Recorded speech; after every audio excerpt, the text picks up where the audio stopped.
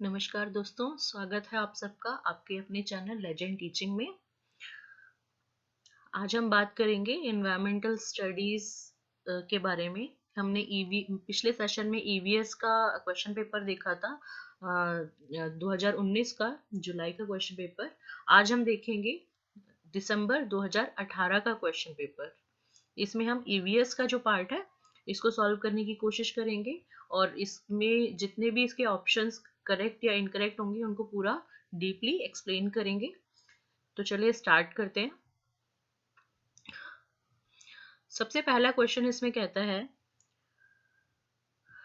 What is the location of Jammu and Kashmir and Goa with respect to Bihar in India. कि India में जो बिहार है उसके रिस्पेक्ट में आपने जम्मू कश्मीर की लोकेशन बतानी है कि बिहार के रिस्पेक्ट में जम्मू कश्मीर की लोकेशन क्या है और गोवा की लोकेशन क्या है। तो आप जो बिहार है, बिहार के रिस्पेक्ट में अगर हम जम्मू कश्मीर की लोकेशन देखते हैं तो जम्मू कश्मीर बिहार के नॉर्थ वेस्ट में आता है। कहाँ आता है? नॉर्थ वेस्ट में। तो आपका ऑप्शन नंबर 3 में नॉर्थ वेस्ट है। आगे हम बात करते हैं गोवा की, तो गोवा बिहार के साउथ वेस्ट में आता है। ठीक है, तो इसका ऑप्शन नंबर 3 जो है वो करेक्ट आंसर है। अगले क्वेश्चन की तरफ बढ़ते हैं। अगले क्वेश्चन में एक बोलता है कि under which of the following conditions will the process of evaporation be slowest. वाष्पीकरण की प्रक्रिया निम्नलिखित में से किस स्थिति में सबसे धीमी होगी। तो सबसे पहले ये कहता है both surface area and temperature increase, जब सतह क्षेत्र और तापमान दोनों में वृद्धि होगी। या ऑप्शन नंबर 2 में कहता है surface area increase but temperature decreases, सतह क्षेत्र बढ़ जाता है लेकिन तापमान घट जाता है। या फिर तीसरे ऑप्शन में ये कहता है surface area decreases but temperature increases, सतह क्षेत्र घटता है लेकिन तापमान बढ़ता है। फोर्थ ऑप्शन में बोलता है both surface area and temperature decreases, कि सतह क्षेत्र और तापमान दोनों में कमी हो जाती है। तो इसका करेक्ट आंसर आपसे पूछा है कि किस ऑप्शन से क्या होगा, वाष्पीकरण की प्रक्रिया सबसे धीमी होगी। तो आप ध्यान से देखिए, जब वाष्पीकरण यानी कि इवेपोरेशन की प्रक्रिया धीमी होगी तो वो किस वजह से होगी कि सरफेस एरिया अगर आपका कम हो जाता है और टेम्परेचर भी कम हो जाता है। तो दोनों केसेस में क्या होता है, वाष्पीकरण धीरे होता है, कि जो आपका सरफेस का एरिया यानी कि सतह क्षेत्र है जो वो भी कम हो गया है और आपका जो टेम्परेचर है, तापमान, वो भी कम है। ठीक है, तो उस केस में सबसे ज्यादा कम वाष्पीकरण होगा। तो आपका ऑप्शन नंबर 4 जो है वो यहाँ पर करेक्ट आंसर है। ठीक है, आगे हम बढ़ते हैं अगले क्वेश्चन की तरफ। नेक्स्ट क्वेश्चन में कहता है the ability to understand relative position of places, distances and directions is. स्थानों, दूरियों और दिशाओं की सापेक्ष स्थिति को समझने की क्षमता है। तो क्या कहते हैं इसको? डायरेक्शनल स्किल, दिशात्मक कौशल, मैपिंग स्किल, चित्रण कौशल, पोजिशनल स्किल, स्थितीय कौशल, या ग्राफिक स्किल, ग्राफिक कौशल। तो जब हम स्पेस की बात करते हैं, प्लेसेस की बात करते हैं, डिस्टेंस की, डायरेक्शंस की बात करते हैं, तो ये हमारा होता है मैपिंग स्किल्स। तो आपका ऑप्शन नंबर 2 जो है वो यहाँ पर करेक्ट ऑप्शन है। नेक्स्ट क्वेश्चन की तरफ बढ़ते हैं। नेक्स्ट क्वेश्चन में कहता है which national curriculum framework NCF recommended environmental studies to be taught as an integrated circular area at the primary level. Integrated circular area at the primary level. किस NCF ने प्राथमिक स्तर पर एकीकृत पाठ्य चर्चा क्षेत्र के रूप में बढ़ाए जाने के लिए पर्यावरण अध्ययन की सिफारिश की थी? तो इसका सही आंसर है NCF 2000 में जो है EVS को पढ़ाने के लिए जो आगे सिफारिश जो है वो की गई थी। ठीक है, NCF 2000, NCF 2000 आपका सही आंसर रहेगा यहाँ पर। आगे बढ़ते हैं अगले क्वेश्चन की तरफ। इस क्वेश्चन में पूछता है आपसे, which region has the practice of shifting cultivation in India, कि इंडिया में शिफ्टिंग कल्टीवेशन जो है वो कहाँ होता है, स्थानांतरित खेती जो है वो कहाँ होती है। तो नॉर्थ ईस्टर्न रीजन में, उत्तर पूर्वी क्षेत्र में, साउदर्न रीजन में, दक्षिणी क्षेत्र में, नॉर्थ वेस्टर्न रीजन में, उत्तर पश्चिमी क्षेत्र में, या फिर साउथ ईस्टर्न रीजन में, दक्षिण पूर्वी क्षेत्र में। तो इन चार ऑप्शंस में से सही ऑप्शन आप बताएंगे कि कहाँ पर स्थानांतरित खेती होती है। तो आपका इसका सही आंसर होगा नॉर्थ ईस्टर्न रीजन में। Answer number 1, north eastern region जो है वहां पर क्या होती है, शिफ्टिंग कल्टीवेशन जो है किया जाता है। आगे बढ़ते हैं अगले क्वेश्चन की तरफ। ये तो सिंपल है, इनमें कुछ समझाने वाला नहीं है, इसलिए मैं डायरेक्ट आंसर बता रही हूँ।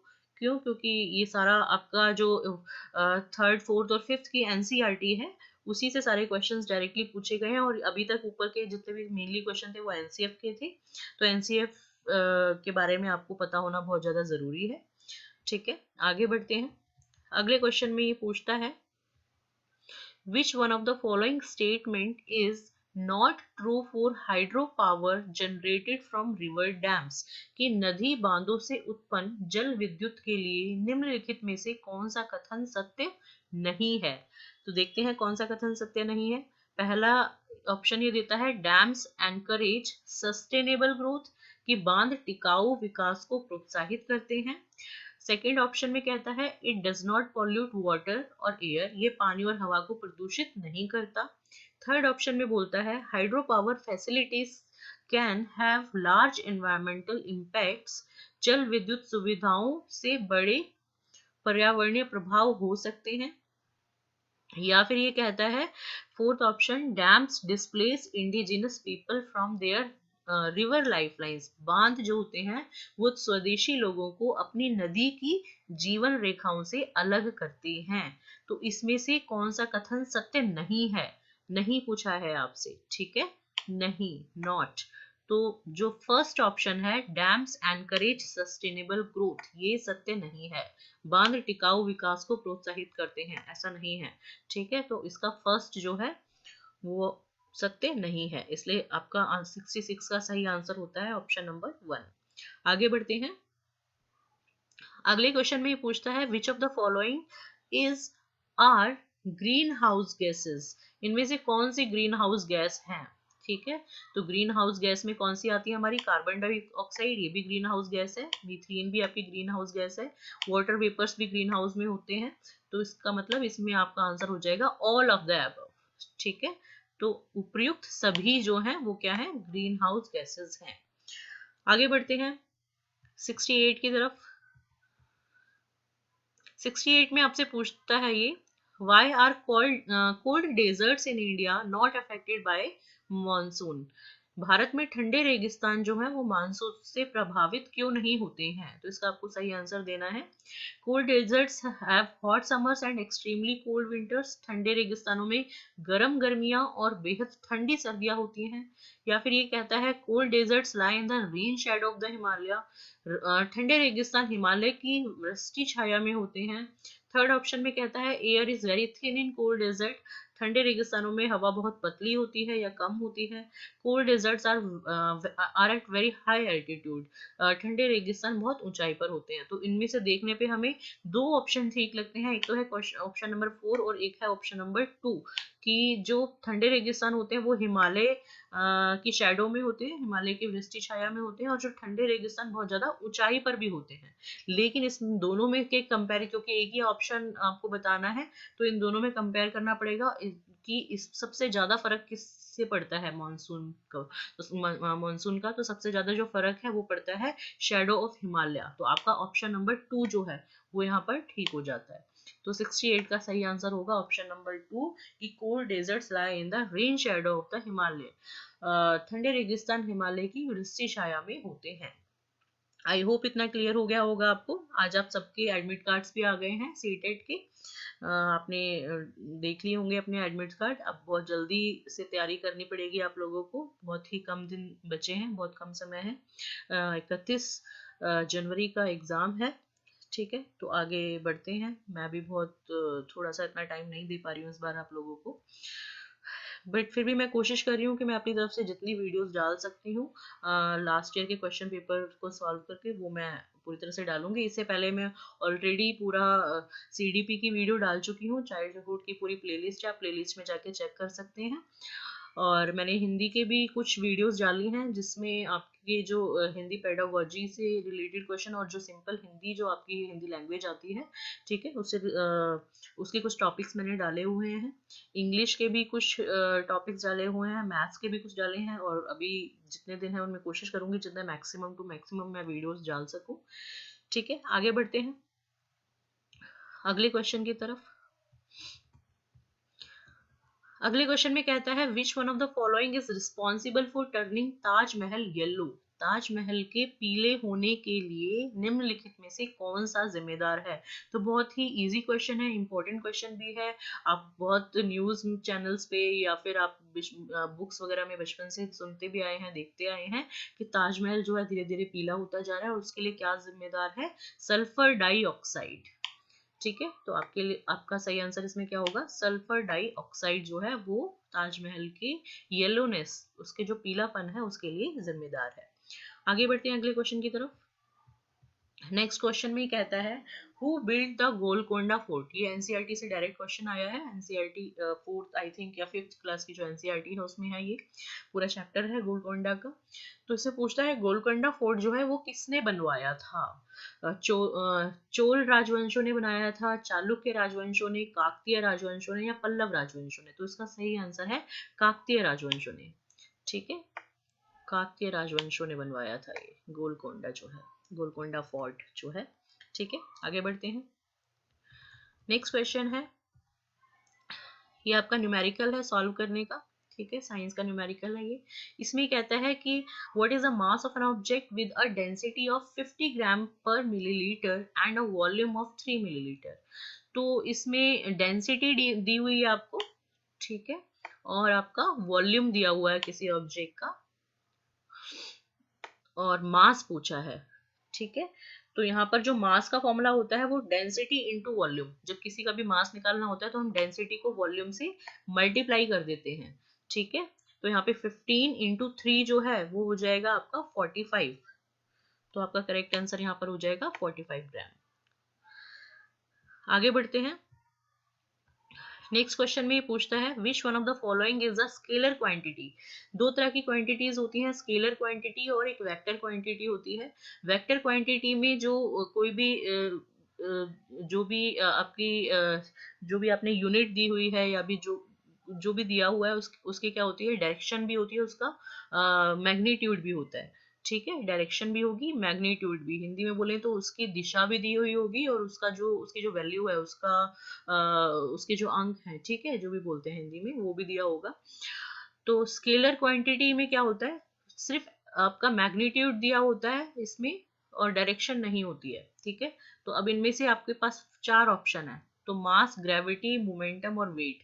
इन सब में से जो मास होता है वो क्या होता है, आपकी स्केलर क्वांटिटी होती है, क्योंकि मास जो है, मास और वेट में यही फर्क होता है। वेट जो होता है, वेट में आपका डायरेक्शन भी होती है, ठीक है, और लेकिन मास जो है, मास में डायरेक्शन नहीं होती, और डायरेक्शन नहीं होती इस वजह से ये क्या है, स्केलर क्वांटिटी है। तो द्रव्यमान, मास जो है क्या है, आपकी स्केलर क्वांटिटी है। तो आपका 72 का ऑप्शन नंबर 1 जो है वो करेक्ट आंसर है। आगे बढ़ते हैं अगले क्वेश्चन की तरफ। इस क्वेश्चन में कहता है कि an object in which no light rays can pass through is called. एक ऐसी वस्तु जिसमें से प्रकाश किरण गुजर नहीं सकती, वो क्या कहलाती है, ओपेक, अपारदर्शी, ट्रांसलुसेंट पारभासी, ट्रांसपेरेंट पारदर्शी, या फिर कन्वेक्स उत्तल।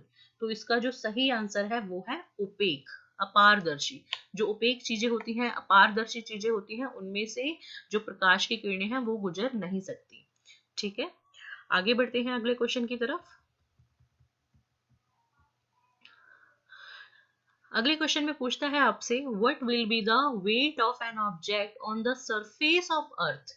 क्या पूछा है, what will be the weight of an object on the surface of Earth whose mass is 10 kg on the moon surface, कि कोई ऑब्जेक्ट है मून के सरफेस पे, उसका मास दिया हुआ है 10 kg, 10 kg, ठीक है, मास दिया हुआ है, ध्यान से देखिए कहां पर, मून के सरफेस पे 10 kg, और कहां पूछता है, उसका वेट पूछता है सरफेस ऑफ अर्थ, कि अब उसका जो भार है वो पृथ्वी पे क्या होगा। दोबारा क्वेश्चन रीड करती हूँ, पृथ्वी की सतह पर किसी वस्तु का भार क्या होगा जिसका द्रव्यमान चंद्रमा की सतह पर 10 केजी है।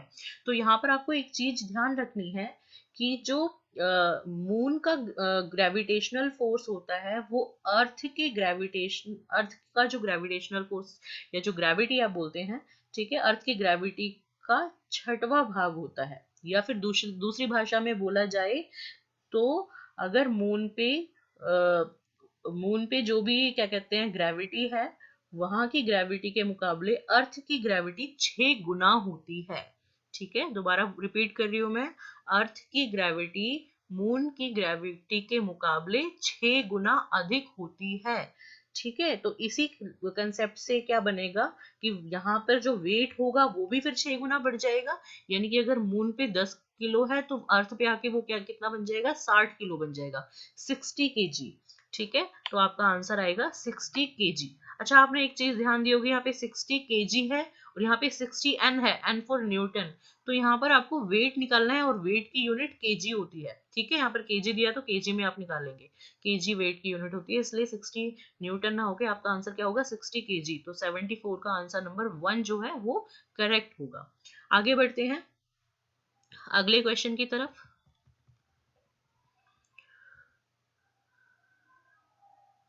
अगले क्वेश्चन में पूछता है आपसे, the rate of dissolution of a solute depends on, एक विलय का विघटन दर डैश पर निर्भर करता है। तो किस किस पर निर्भर करता है, प्रेशर पर, दाब पर, टेम्परेचर तापमान पर, सरफेस एरिया सतह क्षेत्र पर, या फिर वेट यानी कि भार पर। ठीक है, तो इसमें से सही आंसर आपका होगा उसके टेम्परेचर पर। जितना ज्यादा टेम्परेचर होगा उतनी जल्दी कोई भी चीज घुल सकती है आसानी से, और उसको उसके घुलने को ही क्या बोलते हैं, रेट ऑफ डिसोल्यूशन बोलते हैं। ठीक है, आपने देखा होगा जब आप पानी या कुछ गर्म करते हो, ठीक है, और उसमें आप चीनी डाल देते हो गर्म पानी में, तो वो जल्दी घुल जाती है। अगर आप ठंडे पानी में उसको घोलते रहोगे तो उसका आपको बहुत ज्यादा टाइम लगेगा चीनी को घोलने में। ठीक है, तो चीनी मैंने यहाँ पे जस्ट एक एग्जांपल लिया, शुगर जो है। ठीक है, ऐसे कुछ भी जो भी चीज है, अगर उसका टेम्परेचर बढ़ा दिया जाए तो वो जल्दी क्या होती है, डिजोल्व होती है। तो आपका 75 का सही आंसर रहेगा ऑप्शन नंबर 2, टेम्परेचर। आगे बढ़ते हैं अगले क्वेश्चन की तरफ। नेक्स्ट क्वेश्चन में पूछता है, Sushma wants her students to be sensitized for conservation of trees. Which one of the following is the most suitable strategy to do so? Sushma चाहती है कि उसके छात्रों को पेड़ों के संरक्षण के लिए संवेदनशील बनाया जाए। निम्नलिखित में से कौन सी ऐसा करने की सबसे उपयुक्त रणनीति है। ठीक है, तो मतलब वो पेड़ों के प्रति जो है अपने स्टूडेंट्स को संवेदनशील बनाना चाहती है, तो वो कौन कौन सी स्ट्रेटेजी अपनाएगी। तो फर्स्ट स्ट्रेटेजी है conducting a debate in the classroom, वो बच्चों को क्लास में बोलेगी आपस में बहस करो, डिबेट करो। या फिर सेकंड ऑप्शन ग्रुप डिस्कशन, वो बच्चों को ग्रुप्स में डिवाइड करेगी और उनको आपस में डिस्कस करने के लिए बोलेगी। थर्ड ऑप्शन में कहता है पोस्टर मेकिंग, कि बच्चों को बोलेगी कि इस पेड़ों के लिए या फिर किसी भी जिस चीज के लिए भी वो संवेदनशील बनाना चाहती है उसके ऊपर पोस्टर बनाओ। ठीक है, या फिर क्या करेगी, फोर्थ ऑप्शन में helping children to adopt and nurture a plant, बच्चों को बोलेगी कि कोई भी एक जो पौधा है उसको अपनाओ और उसको पोषित करने में मदद करो, उसको नर्चर करने में मदद करो। तो इन चारों में से सबसे अच्छी स्ट्रेटेजी क्या है जिससे बच्चे जो हैं वो ज्यादा सेंसिटाइज्ड हो जाए कन्वर्जेशन ऑफ ट्रीज के लिए। ठीक है, तो पढ़ने से ही पता चल रहा है फोर्थ ऑप्शन जो है वो आपका सही है। वो बच्चों को बोलेगी कोई भी एक पौधे को अडॉप्ट करो, अपनाओ और उसको नर्चर करो, ठीक है, पोषित करो। तो इससे जो है बच्चे ज्यादा सीखेंगे। तो आपका ऑप्शन नंबर 4 जो है वो यहाँ पर सही आंसर है। ठीक है, आगे बढ़ते हैं अगले क्वेश्चन की तरफ। नेक्स्ट क्वेश्चन में पूछता है, Abhay asked his student to do a survey in groups on diseases that people in their neighborhood suffered from. The survey is not mentioned in the textbook. Which option is not relevant for this teaching learning strategy?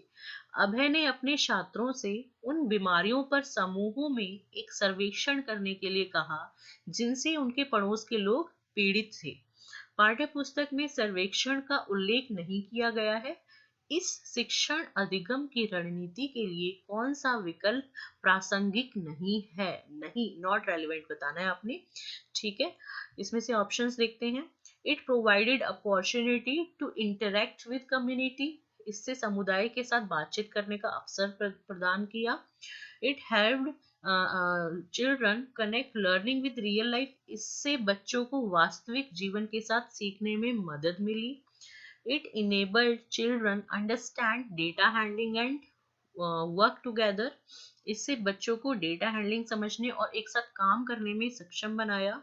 It help the community understand the diseases that they suffered from, इससे समुदाय को उन बीमारियों को समझने में मदद मिली जिससे वे पीड़ित हैं। तो इसमें देखो नहीं पूछा है, तो इसमें आपका जो ऑप्शन नंबर 3 है वो नहीं होगा। क्यों? क्योंकि इसमें बोला गया है कि डेटा हैंडलिंग में मदद होगी। ठीक है, तो यहाँ पर डेटा हैंडलिंग जो है वो कहीं से भी विकल्प नहीं बनता है, डेटा हैंडलिंग का विकल्प यहाँ पे नहीं बनता है। ठीक है, क्योंकि यहाँ पर अगर हम फर्स्ट ऑप्शन देखें तो समुदाय से बातचीत करने का अवसर प्रदान किया, ये भी सही बात है। जब वो बच्चे जाएंगे अपने सोसाइटी में डिसीजेस के बारे में पूछेंगे तो उनको मौका मिलेगा आपस में बातचीत करने का, इससे बच्चों को वास्तविक जीवन के साथ सीखने में मदद मिलेगी। तो ये वास्तविक जो रियल लाइफ में ही सारी डिसीजेस जो हो रही हैं सोसाइटी में फैली हुई हैं, ठीक है, उनको सीखने में उनको मदद मिलेगी और समुदाय को उन बीमारियों को समझने में भी मदद मिलेगी जिनसे वे पीड़ित हैं। ठीक है, तो इसमें से 3 ऑप्शन जो है वो थोड़ा अलग है, डेटा हैंडलिंग से रिलेटेड है, तो ये आपका ऑप्शन सही नहीं है। सही नहीं है मतलब आपका करेक्ट आंसर है। ठीक है, आगे बढ़ते हैं क्वेश्चन नंबर 78 की तरफ। इसमें ये पूछता है to talk about emergency situations, Priya asked children's experiences when they faced any emergencies. Children narrated their experiences with fire, electric shock, and road accidents. She asked questions, assessed their existing understanding, and discussed safety aspects using resources such as road safety advertisements from newspapers, and also used LPG and electric bill to discuss safety guidelines on fire and electric shock respectively. Which is the most appropriate approach that Priya employed? बहुत लंबा question है। इसमें कहती है कि आपातकालीन परिस्थितियों के बारे में बात करने के लिए प्रिया ने बच्चों के अनुभव पूछे और जब उन्हें कभी आपात स्थिति का सामना करना पड़ा। मतलब प्रिया जो है वो अपने स्टूडेंट से ये पूछती है कि उनको इमरजेंसी की सिचुएशंस कब फेस करनी पड़ी। ठीक है, कब आपातकालीन स्थितियां जो फेस करनी पड़ी। बच्चों ने आग, बिजली के झटके, सड़क की दुर्घटनाएं, ऐसे ऐसे एक्सपीरियंस जो है उनको सुनाए। उन्होंने प्रश्न पूछे, उनकी मौजूदा समझ का आकलन किया, समाचार पत्रों से सड़क सुरक्षा विज्ञापनों जैसे संसाधनों का उपयोग करके सुरक्षा पहलुओं पर चर्चा की और क्रमशः आग और बिजली के झटके पर सुरक्षा दिशा निर्देशों पर चर्चा के लिए एलपीजी और इलेक्ट्रिक बिल का इस्तेमाल किया। तो प्रिया द्वारा जो अपनाया गया दृष्टिकोण है, ठीक है, अप्रोच जो है टीचिंग की, वो कौन सी अप्रोच है यहाँ पर ये पूछता है। तो इसमें से ऑप्शंस देखते हैं। ऑप्शन में कहता है कॉग्निटिव अप्रोच, संज्ञानात्मक दृष्टिकोण, एक्सपीरियंशियल लर्निंग अप्रोच, भवात्मक अधिगम दृष्टिकोण, या फिर इंक्वायरी अप्रोच, अन्वेषण दृष्टिकोण, या फिर ह्यूमनिस्टिक अप्रोच, मानववादी दृष्टिकोण। तो इसमें उन्होंने क्या किया, इंक्वायरी की थी, तो ये इंक्वायरी अप्रोच बनेगी। ठीक है, आपका ऑप्शन नंबर 3 यहाँ पर यहाँ सही होगा, अन्वेषण दृष्टिकोण, क्योंकि इंक्वायरी की थी ना बच्चों ने आपस में। प्रिया ने इंक्वायरी की थी बच्चों से और इंक्वायरी कर करके उन्होंने आपस में अपना एक्सपीरियंस सारा बताया। तो इस टाइप की जो अप्रोच होती है वो होती है आपकी इंक्वायरी अप्रोच। आई होप इतना क्लियर हुआ होगा आपको। आगे बढ़ते हैं अगले क्वेश्चन की तरफ।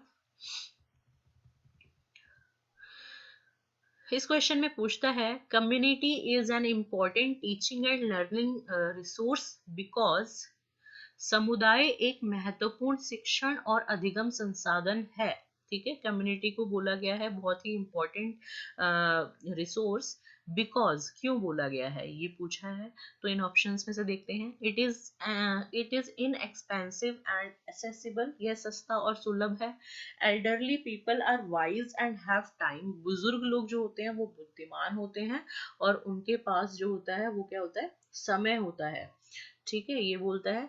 अगले में ये बोलता है it provides learning opportunity in real setting, कि जो यह वास्तविक परिस्थितियों में सीखने का अवसर प्रदान करता है।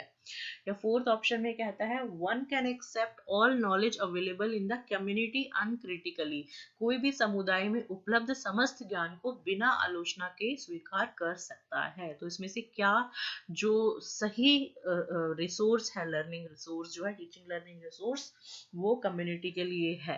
तो इसमें से सही होगा आपका option number 3। It provides learning opportunity in real settings. ठीक है, तो आपका ऑप्शन नंबर जो है वो यहाँ पर सही हो जाता है।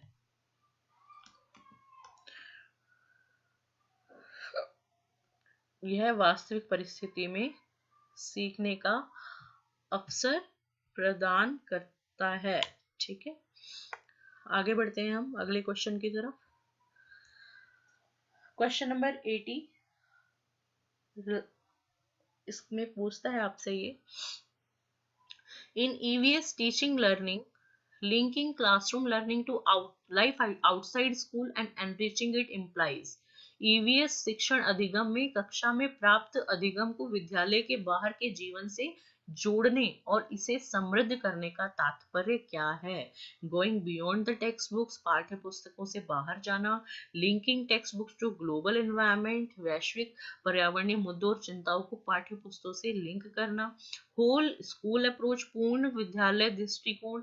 गोइंग बियॉन्ड करिकुलम, पाठ्य चर्चा से बाहर जाना। तो देखिए यहाँ पर जो है आपका ऑप्शन नंबर फर्स्ट जो है वो करेक्ट है। इसमें कहता है going beyond the text books, कि पाठ्य पुस्तकों से बाहर भी जाना, मतलब जरूरी नहीं है कि सिर्फ वही सीखा जाए कि जो पाठ्य पुस्तक में है, पाठ्य पुस्तक से बाहर का सारा सीखना, तभी तो आप जोड़ेंगे लाइफ आउटसाइड स्कूल को। ठीक है, तो आपका ऑप्शन नंबर 1 यहाँ पे करेक्ट होगा। आगे बढ़ते हैं। नेक्स्ट क्वेश्चन में कहता है to class 3 students Rama taught that a father, mother and their children constitute nuclear family, and if grandparents and other relatives stray along, then it is an extended family. What do you think of this? कि जो कक्षा तीसरी के जो छात्र हैं उनको रमा ने क्या सिखाया कि पिता, माँ और उनके बच्चे एकल परिवार का गठन करते हैं, और उनके दादा दादी या अन्य रिश्तेदार अगर उनके साथ रहते हैं तो क्या होता है, ये एक विस्तारित परिवार बनता है। तो आप इसके बारे में क्या सोचते हैं? तो क्या सोचते हैं आप इसके बारे में? देखिए फर्स्ट ऑप्शन में कहता है the definition of a family is incorrect, कि परिवार की परिभाषा गलत है। तो ऐसा तो नहीं है, उसने परिवार की परिभाषा गलत तो नहीं बताई। ठीक है, इसके बाद ये कहता है Rama is insensitive towards her student, Rama अपने छात्रों के प्रति असंवेदनशील है, ऐसा भी नहीं है। The teaching learning approach is not inclusive, शिक्षण अधिगम दृष्टिकोण जो है यहाँ पर समावेशी नहीं है। ये ऑप्शन यहाँ पर सही हो जाता है। ठीक है, क्योंकि जिस तरह से उसने डेफिनेशन बताई है फैमिली की, ठीक है, तो उससे क्या सिद्ध होता है कि टीचिंग लर्निंग अप्रोच जो है वो उसने इंक्लूसिव नहीं बताई है। ठीक है, समावेशी दृष्टिकोण नहीं अपनाया है। इसके अगले ऑप्शन को भी हम देख लेते हैं। The concept of family has to be taught like this, परिवार की अवधारणा को इसी तरह से सिखाया जाना चाहिए। नहीं, ऐसा नहीं है। ठीक है, ये भी गलत है। तो आपका ऑप्शन नंबर 3 जो है वो ठीक है। आगे बढ़ते हैं नेक्स्ट क्वेश्चन की तरफ। इस क्वेश्चन में कहता है which of the following is or are activities in EVS classroom, कि निम्नलिखित में से कौन सी ईवीएस कक्षा की गतिविधियां हैं? पिक्चर रीडिंग, चित्र पढ़ना, फील्ड विजिट, फील्ड भ्रमण, use of black board, Shyam पट्ट का उपयोग, या ऑल ऑफ द अबव, उपर्युक्त सभी। तो ऑल ऑफ द अबव जो है वो आएगा इसमें, क्योंकि picture reading, field visit, use of black board, ये सारा ही क्या है, एक तरह से ईवीएस की क्लास में होने वाली एक्टिविटीज हैं। ठीक है, तो ऑप्शन नंबर 4 इसका करेक्ट आंसर है। आगे बढ़ते हैं। अगला क्वेश्चन में कहता है आपसे, environmental studies curriculum may lead to a holistic learning of children if it is। पर्यावरण अध्ययन पाठ्यक्रम बच्चों की समग्र शिक्षा का कारण बन सकता है यदि यह है इंटीग्रेटेड, एकीकृत, इंक्लूसिव, समावेशी, थीमेटिक, विषयगत, ऑल ऑफ द अबव, उपर्युक्त सभी। तो इसमें भी आपका आएगा ऑल ऑफ द अबव, कि इन्वायरमेंटल स्टडी करिकुलम जो है वो हॉलिस्टिक कैसे बन सकता है, अगर वो इंटीग्रेटेड हो, इंक्लूसिव हो और थीमेटिक भी हो, ये सारे ही गुण उसमें हो, तो वो कैसा बन सकता है, आपका हॉलिस्टिक लर्निंग बन सकता है बच्चों के लिए। आगे बढ़ते हैं हम अगले क्वेश्चन की तरफ। अगले क्वेश्चन में आपसे कहता है, पूछता है आपसे ये कि the EVS text book has a chapter on snake charmer. जी हाँ, हमने पढ़ा था ईवीएस की टेक्स्ट बुक में एक स्नेक चार्मर जो है उसकी स्टोरी थी। It is intended to make children aware and be sensitize. इसका उद्देश्य बच्चों को जागरूक करना और संवेदनशील बनाना है, किसके प्रति? तो ये चार ऑप्शन दिए हैं, इनमें से बताना है कि जो ईवीएस के पाठ्य पुस्तक में हमने सपेरों का एक अध्याय जो पढ़ा था वो बच्चों को किस चीज के लिए संवेदनशील और जागरूक बनाता है। तो फर्स्ट ऑप्शन कहता है ये it is an illegal act. क्या ये बताता है कि ये अवैध कार्य है? या फिर ये बताता है for snake charmers as children do not see them open these days, कि सपेरों के लिए, क्योंकि यह बच्चे आजकल इन दिनों में अक्सर उन्हें नहीं देखते हैं। या फिर तीसरे ऑप्शन में कहता है that snake charmers may not harm snakes and they need to be provided with alternatives before depriving them of their livelihoods, की सपेरे सांपों को नुकसान नहीं पहुंचाएं और उन्हें अपनी आजीविका से वंचित करने से पहले विकल्पों को प्रदान करने की आवश्यकता है। या फिर fourth option that animal keeping is good source of livelihood, की पशुपालन आजीविका का अच्छा स्रोत है। तो अगर हमने ये चैप्टर पढ़ा होगा एनसीईआरटी में, तो वहां पर ये बताया गया था कि ये जो पहले सपेरे होते थे ये सांपों को कोई भी नुकसान नहीं पहुंचाते थे, बल्कि सांप जो है उनकी आजीविका, उनकी जो लाइवलीहुड है, ठीक है, उसका एक क्या होते थे, उसका एक सोर्स होते थे। तो अभी हमने क्या कर दिया है, सांपों को पकड़ने पे रोक लगा दी है गवर्नमेंट ने। तो उसके लिए क्या होना चाहिए, उनको एक ऑल्टरनेटिव ऑप्शन देना चाहिए, विकल्प देना चाहिए कि वो भी अपनी आजीविका जो है वो कमा सके, उसे वंचित ना रहे। तो आपका ऑप्शन नंबर 3 जो है वो यहाँ पर करेक्ट आंसर है। ठीक है, आगे बढ़ते हैं।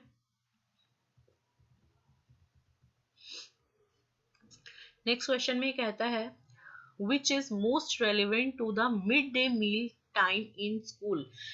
विद्यालय में जो मिड डे मील का जो समय है उसके लिए सबसे प्रासंगिक है। It has nothing to do with teacher learning, शिक्षण अधिगम के साथ इसका कोई लेना देना नहीं है। It is a good teaching learning opportunity for EVS teaching learning, ये ईवीएस शिक्षण अधिगम के लिए एक अच्छा शिक्षण अधिगम का अवसर है। It is for children who come empty stomach to school, ये उन बच्चों के लिए है जो विद्यालय में खाली पेट आते हैं। या फिर it waste a lot of precious time to teaching learning, ये शिक्षण अधिगम के लिए बहुत ही मूल्यवान समय को बर्बाद करता है। तो इसका सीधा सीधा सा जवाब है कि ये उन बच्चों के लिए है जो विद्यालय में खाली पेट आते हैं, उनके लिए मिड डे मील जो है वो रखा गया है। जो भी छोटे बच्चे होते हैं 6 से 14 साल के जो बच्चे हैं उनको पढ़ाई का अधिकार होना चाहिए, ये भी आपका एनसीएफ कहता है। और उन बच्चों जो घर से भूखे पेट आते हैं, जो क्या मतलब जो जितने भी बच्चे हैं जो आंगनवाड़ी स्कूलों में या गवर्नमेंट स्कूल्स में पढ़ते हैं, तो गवर्नमेंट की तरफ से उनके लिए मिड डे मील का प्रावधान रखा गया है। ठीक है, तो 85 का आंसर नंबर ऑप्शन नंबर 3 जो है वो करेक्ट आंसर है। आगे बढ़ते हैं अगले क्वेश्चन की तरफ। इसमें कहता है what does learning without burden is the context of environmental studies imply. पर्यावरण अध्ययन के संदर्भ में बोझ के बिना सीखना क्या बताता है? तो बोझ के बिना का मतलब है less weight of school bags. ये हमने देखा था एनसीएफ में क्या बोला गया है, जब एनसीएफ आपका पास हुआ तो एनसीएफ में ये बोला गया था कि स्कूल बैग का वजन कम करो। और अभी भी रिसेंट में भी जो इसमें नया बिल आया है, ठीक है, उसमें भी यही बोला गया है। जो अभी नया बिल आया है उसमें भी स्कूल बैग्स के लिए बहुत ज़्यादा मतलब ध्यान रखते हुए पॉइंट्स बनाए हुए हैं, और उसमें अलग अलग क्लासेस के हिसाब से स्कूल बैग का वेट भी डिवाइड किया गया है। ठीक है, तो उसके बारे में आप पढ़िए, हो सकता है उसमें से भी क्वेश्चन आपका बन जाए। ठीक है, और मैं कोशिश करूंगी अभी नेक्स्ट वीडियो में उसके बारे में थोड़ा सा डीपली आपको बताऊंगी। तो यहाँ पर इतना समझेंगे कि लर्निंग विदाउट बर्डन का मतलब क्या है, less weight of school bags. ठीक है, आगे बढ़ते हैं। आप चाहें तो और क्वेश्चन और ऑप्शन भी देख सकते हैं इसके। आगे के ऑप्शंस में दिया गया है less number of chapters in EVS text book. EVS की टेक्स्ट बुक्स में चैप्टर के नंबर ही कम कर दो, ये गलत है, ऐसा नहीं है। Load of incomprehension needs to be reduce, अबोध का भार कम करने की जरूरत है। The EVS curriculum need to be reduce to half, EVS का जो भी पाठ्यक्रम है उसको आधा कम करने की जरूरत है। तो ये सारे ऑप्शंस गलत हैं। ऑप्शन सही क्या था हमारा, स्कूल बैग का वजन कम करना। आगे बढ़ते हैं अगले क्वेश्चन की तरफ। इस क्वेश्चन में कहता है what purpose does group learning serve in an EVS classroom. EVS की कक्षा में समूह में सीखने का क्या उद्देश्य है। तो फर्स्ट ऑप्शन कहता है कि boy and girls can learn separately, लड़के और लड़कियां अलग अलग सीख सकें। तो ये तो ऑप्शन बिल्कुल ही गलत हो जाता है। जहां पर बॉयज और गर्ल्स की सेपरेशन की बात हो वो सीधा सीधा जेंडर बायस है, और जेंडर बायस जो है वो कभी भी सही ऑप्शन नहीं हो सकता। ठीक है, नेक्स्ट सेकेंड ऑप्शन में कहता है to segregate high performers and low achieving students and to do remedial teaching, की कम और उच्च प्रदर्शन करने वाले छात्रों को अलग अलग कर दो और उनके ऊपर क्या हो, उपचारात्मक शिक्षण उनको दो, रीमीडियल टीचिंग दो। तो ये भी गलत है, यहाँ पे भी सेपरेशन की बात करता है। अगले पॉइंट में कहता है थर्ड में to inculcate values of cooperation and working together to enable each child participate actively and learn. ये थोड़ा समझ में आता है क्योंकि यहाँ पे हर एक बच्चे का सक्रिय रूप से भाग लेने और सीखने में सक्षम बनाना, इसके बारे में ही बोल रहे हैं। तो बच्चे की एक्टिव पार्टिसिपेशन की बात जहां पर हो वहां पर आंख बंद करके निशान लगा देना चाहिए। 87 का सही आंसर आपका होगा ऑप्शन नंबर 3। ठीक है, फोर्थ भी हम देख लेते हैं एक बार। फोर्थ ऑप्शन में ये कहता है the students easily and to manage students easily and reduce workload, छात्रों को आसानी से प्रबंधित करना और वर्कलोड को कम करना। तो ऐसा नहीं है, ग्रुप लर्निंग से वर्कलोड कैसे कम होगा आपका। ठीक है, तो आपका इसका सही आंसर होगा ऑप्शन नंबर 3, सहयोग के मूल्यों को लागू करने और एक साथ काम करने के लिए प्रत्येक बच्चे को सक्रिय रूप से भाग लेने और सीखने में सक्षम बनाना। आगे बढ़ते हैं अगले क्वेश्चन की तरफ। बहुत ही प्यारा और सिंपल सा क्वेश्चन है, कई बार रिपीट हुआ है। इस क्वेश्चन में कहता है what is the full form of BALA. BALA BALA BALA की फुल फॉर्म क्या है। तो बाला की फुल फॉर्म यहाँ पर बोलता है ब्रेन एडेड लर्निंग असाइनमेंट, जी नहीं ये गलत है। ब्रेल एज लर्निंग एड, ये भी गलत है। बिल्डिंग एज लर्निंग एड जो है ये इसका करेक्ट ऑप्शन है। बाला क्या होता है, बिल्डिंग एज लर्निंग एड। अच्छा, आपने उसमें देखा होगा जो छोटे बच्चे होते हैं प्ले स्कूल्स में जाते हैं, उनकी जितनी भी स्कूल की बिल्डिंग्स होती हैं वहाँ पर पिक्चर्स के थ्रू पूरा पिक्चर्स बनाया होता है, पेंटिंग की होती है उसमें, A for apple, B for bold, कुछ उसमें राइम्स भी होती हैं, पोएम्स होती हैं। ठीक है, कुछ वहाँ पे मतलब बहुत सारी जो भी बच्चों को सिखाया जाता है वो पूरा बिल्डिंग पे ही छाप देते हैं वो। ठीक है, तो इसी को कहते हैं बिल्डिंग एज लर्निंग एज, बाला। आगे बढ़ते हैं। What do alternative frameworks mean. Alternative frameworks यानी कि वैकल्पिक ढांचे का क्या अर्थ है। तो वैकल्पिक ढांचे का क्या अर्थ है देखते हैं। फर्स्ट ऑप्शन है text book explanation of various physical phenomena, जी नहीं ये नहीं होता alternative framework. Ideas that differ from the formally accepted explanation of the concept, हाँ ये होता है आपका कि जो भी कंसेप्ट फॉर्मली एक्सेप्ट किए गए हैं बच्चों को पढ़ाने के लिए, अगर आप उससे डिफरेंट तरीके से कुछ पढ़ाते हो, कुछ नया ऑल्टरनेट उनको प्रोवाइड करते हो, ठीक है, तो उसको आप क्या कहते हो, ऑल्टरनेटिव फ्रेमवर्क कहते हो आप उसको। ठीक है, यानी कि क्या बोला जाता है इसको, वैकल्पिक ढांचा। तो ऑप्शन नंबर 2 जो है वो यहाँ पर करेक्ट ऑप्शन है। नेक्स्ट क्वेश्चन नंबर 90, ये इस वीडियो का लास्ट क्वेश्चन है। इसमें आपसे पूछता है women are weaker than men, it is a myth, scientific fact, stereotype या सुपरस्टिशन।